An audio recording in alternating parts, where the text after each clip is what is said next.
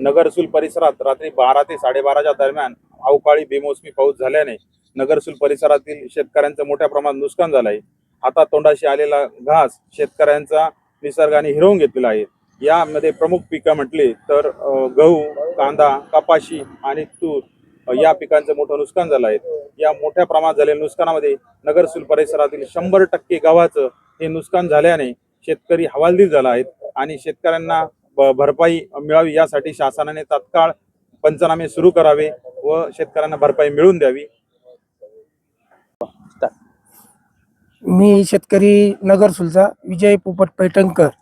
आमचा 1 एकर गहू होता, तो पूर्ण जमीनदोस्त झालेला आहे आणि सरकारने या पिकाकडे लक्ष देऊन त्वरित पंचनामे करून त्याची भरपाई द्यावी ही सरकारला आमची विनंती आहे.